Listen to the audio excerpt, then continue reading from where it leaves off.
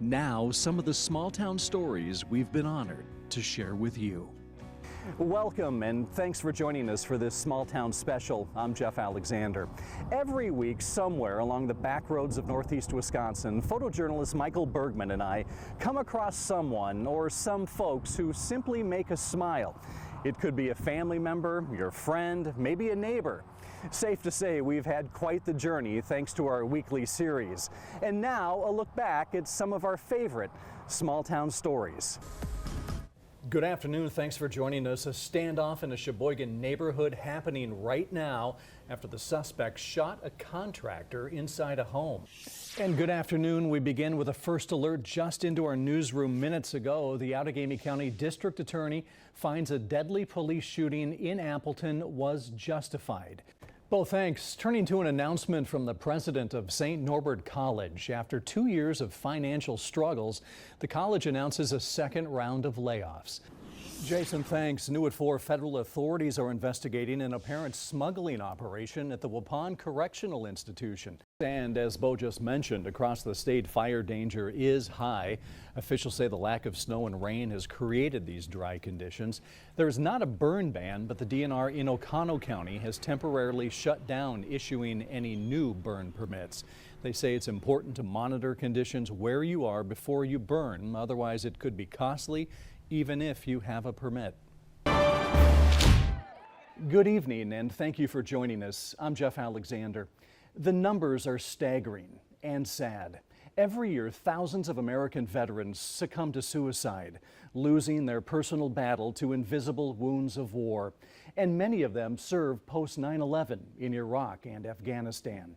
With that in mind, Old Glory Honor Flight came up with an idea to honor and help heal brave men and women from Northeast Wisconsin who so deeply moved by the tragic events of September 11th served this country during the global war on terror. Earlier this fall, that idea became a reality, and it proved to be historic as the first ever honor flight to visit New York City and the 9/11 Memorial and Museum. I'm like, we're going to be okay. We're going to be okay. After spending some time at Pagel's Ponderosa, it is so obvious to see the deep connection between the Pagel family and all of their employees. Finally tonight, it was last year we featured Lane Ludke in our Small Town series. An elementary school music teacher and singer-songwriter, Lane, who goes by the stage name Lane Lee, is supremely talented. And we are honored that he wrote and recorded a theme song for small towns. As we say goodbye, here's Lane and the many others so gracious to share their stories with us. Have a great evening, and thank you for watching. She's telling me this, and I'm just like, this is so beautiful. And so that was really when I was thinking, I need to get more of these stories, because what else don't I know? In Germany in the 1920s, Waltraud was a common female name. It means strength. Over the last decade, a new London author captured her mother's stories of strength growing up in Nazi Germany and witnessing indescribable horrors. Tonight in Small Towns, Jeff Alexander travels to Bear Creek to learn more about this amazing woman.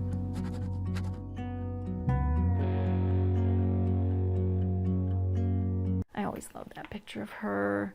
That's her memorial card.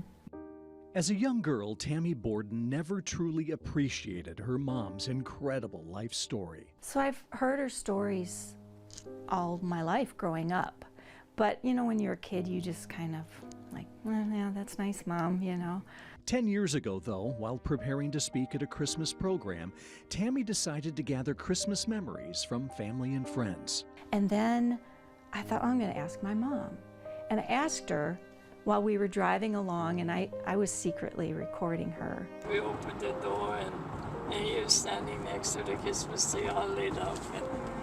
And it was just, we almost knocked him over. And she told me this story about a Christmas when she was 10 years old in Germany, and her father was already off at training for the army.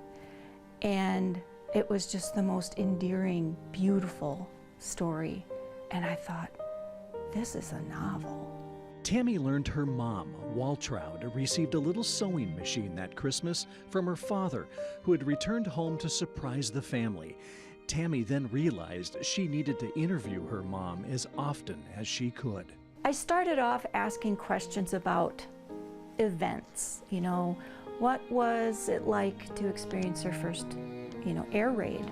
What was it like to, what was school like? But eventually I got to the questions that asked more of the emotive response questions, like, tell me about the time you were most terrified. Tell me about the time you were most happy.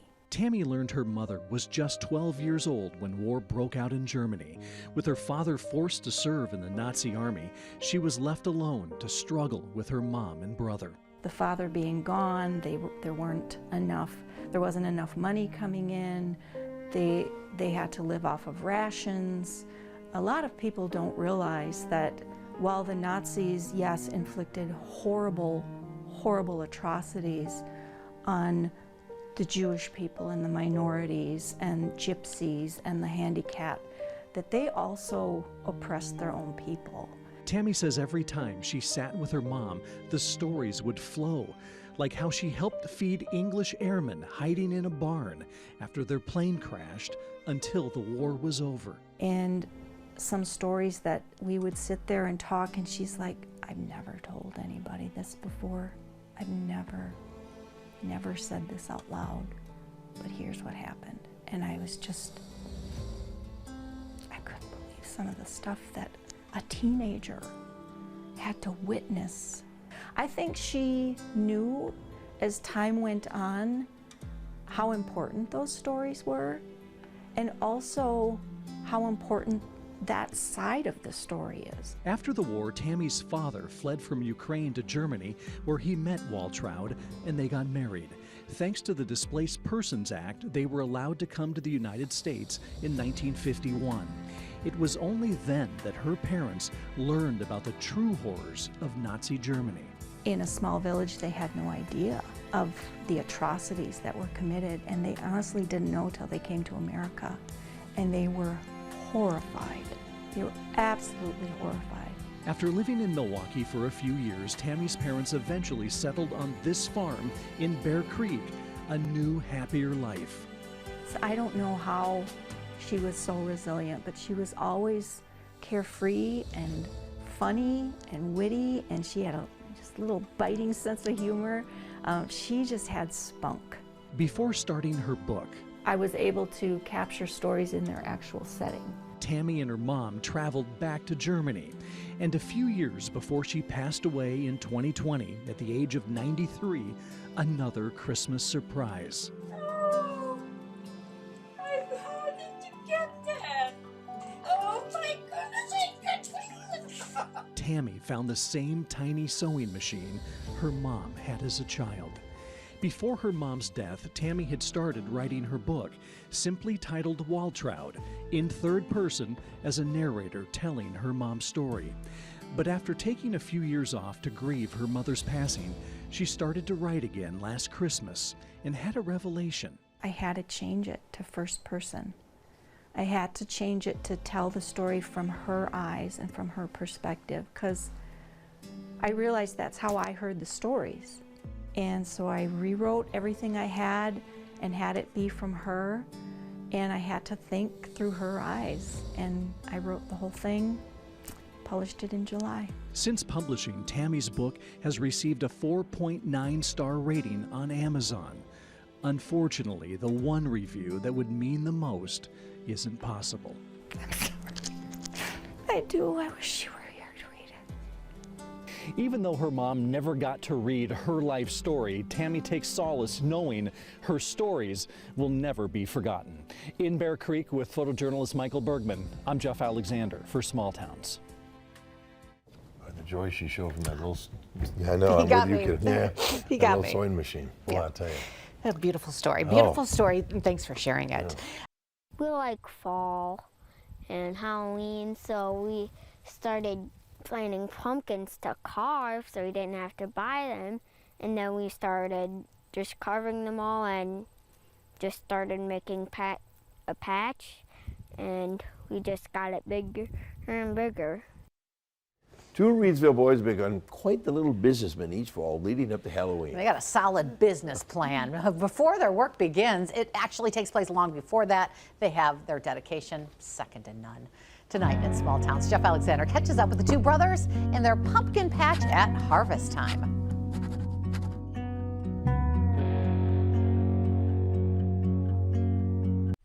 Knee-deep in their prized pumpkin patch, There's a really big white one down there, and there are some big orange carving pumpkins. Sawyer and Wesley Gill conduct one final inspection. It's either trying to change color or that's what it'll be like forever. And then these are the white warty gourds. Yeah. Unfortunately, not every pumpkin will be harvested today. That one the war must have got at. Oh, I bet that drives you nuts, huh? Yeah. It happens though. At 10 and 8 years old, Sawyer and Wesley are already pumpkin and gourd experts. They started helping their mom and dad haul them when Wesley was just out of diapers. When I was 4, we had this little pedal tractor thing and a wagon that attached to it, and I would haul Wesley around. 4 years ago, the boys discovered they could make a little money off their fall passion. When I was in 1st grade, I had this really nice teacher, Mr. Sodenberg, and we would sell some to him. He really liked them. Last fall, Sawyer and Wesley convinced their parents to let them take over the pumpkin patch, who in turn figured it would be a good life lesson for their sons. Sticking with something you start and seeing it through. And things do require physical work, and that's okay. After a successful first harvest, the boys doubled the size of their patch this year. Things got busy in May when it was time for Dad to till the soil under the watchful eyes of Sawyer and Wesley. They tell you if you make a mistake, so. When do you make a mistake? All the time. Around Memorial Day, the brothers grab the seeds they germinate in early spring. We make hills for the pumpkins, and we put 4 or 5 in each hill. And there's one trick they practice when planting. And we put flowers in them, and that kept all the bugs away so that bugs wouldn't come and eat the pumpkins. Once the seeds are in the ground, the boys say they enjoy a little break before they really get busy. Once they come up, you gotta weed them, and you gotta pretty much do a lot of work. You gotta water them, you gotta check them for bugs. Of all the pumpkin chores, there's one that's definitely the least favorite. Weeding. That was a quick answer. 'Cause it's always so hot when we do it. Yeah, there was some hot days out here pulling weeds, and they weren't happy about it, but they did it. Early summer turned out to be so hot, the boys worried their pumpkin patch might be in trouble. I thought we were only gonna have one wagon, not 2 wagons. There's easily 2 wagons in here. When September rolls around, Sawyer and Wesley say their pumpkins let them know when they're ready to be picked. Some will turn orange, some will turn white, some will turn green. But the trick with the green ones it's hard because they're green, but they turn green. The gourds give different clues when they're ready. They have funky shapes, so once they get that funky shape, and some will have bumps, wrinkles and that, once they got the bumps and wrinkles and the color and everything, then you can. As for all the varieties in the boys' expanded patch this year, Mom and Dad say it's been hard to keep up. Oh gosh, I don't even know. I know they've got probably 6 different types of pumpkins and probably 20 different types of gourds this year. Last year, in their first year selling pumpkins, the brothers hauled in $700. Half went into their savings, the other half, their own fun money. Well, we go to some fun places. Pizza Ranch is fun. Oh, yeah. Looking over their pumpkins just before harvest, the boys are still mulling over this year's prices. That's a nice one right there. Yeah, that's one of the ones that you would carve. What do you think that would sell for? I don't know yet. We haven't figured out the prices yet. You haven't? No. What determines the price? Size, breed, color, that stuff. Once all the pumpkins and gourds are out of the patch, Sawyer and Wesley get their first pick. The rest are then hauled on wagons to 2 different locations. We're gonna sell some at Mertz's Auto Shop and Kate, and then we're gonna sell some by our uncle. And in just a few weeks, after 5 months of a lot of hard work, that means more fun money. With their pumpkin patch likely expanding a little more each year, Sawyer and Wesley will have even more fun money to enjoy and put in their savings for their futures as farmers. In Reidsville with photojournalist Michael Bergman, I'm Jeff Alexander for Small Towns.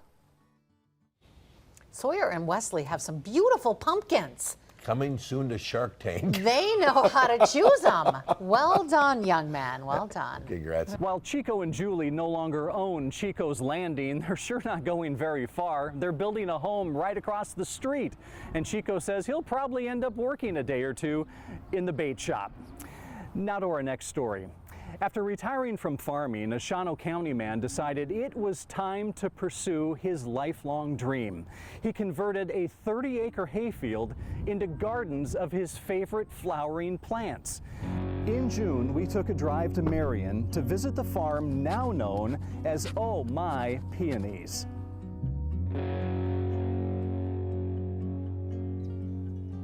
Leroy Milkey still has vivid memories of visiting his aunt as a little boy. She had a whole row of peonies to have, and you'd play hide and seek in those things, and then you could hide in the woods, find you, While still farming on the same land his grandfather started farming back in 1917, Leroy maintained a small peonies garden by the house. And all the people would come up, and that's the first ones we had. They'd come up to the yard, and they wouldn't get out of the car, and they would just sit around. And, well, I suppose they were afraid they didn't want to get in your stuff. So then I moved them down here down by the road. That was in 2012, the year Leroy got serious about his peonies. And I wanted something for retirement so you could do something, because I guess as your farmer, you like keep staying in the dirt. That same year, as Leroy was starting his first few gardens, something else happened. Well, about that time I came along.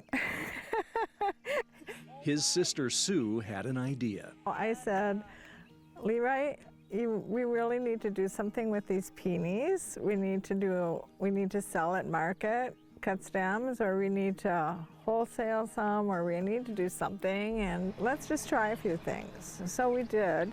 She's got business in her blood, and I don't have any business. As for a name for their new business, well, Leroy took care of that. He saw the red charm peony at my sister's house because she had some peonies, and he said, Oh My Peonies. Oh My Peonies was off and running, and anyone who knew Leroy knew he was on a mission, planting more and more peonies each year. What do you want for Christmas? And it's the easiest thing in the world. You want a gift certificate for peonies. Up until 2020, Leroy and Sue sold their peonies as cut stems and potted plants locally and bare root plants all over the country. When the pandemic hit, though, they discovered a new opportunity. There weren't any funerals and there weren't any weddings, and so we said, what are we going to do this year? And I said, why don't we just do a cut your own and have people come out. And to say it's simply been a hit would be a serious understatement. From late May through early July, a constant stream of visitors flocked to see the more than 300 varieties of peonies. We have lemon chiffon, Bartzella, yellow crown, etched salmon. Leroy and Sue are now growing. It's beautiful. I like to garden, but I didn't realize there's this many varieties of peonies. Wow. For others, the colorful gardens provide a trip down memory lane. My mom had them, my grandma had them, and I like the older varieties better because they have a better fragrance. At least that reminds me of when I was a kid. To further spread the word about all these peonies, Sue recruited a little help. My daughter is doing my Instagram because I'm not quite so used to Instagram, and my granddaughters are posting on TikTok. Because don't ask me how to do that. But ask Sue about peonies and all the varieties. You know, I really kind of know all their names. And you will receive an enthusiastic expert answer. My take on all of this is that we want people to enjoy them in their own home, from our farm to your garden. And it's all thanks to Leroy's passion for peonies. I see a mother and a daughter come with 3 little kids, and we know how long it is to run, and they just ran.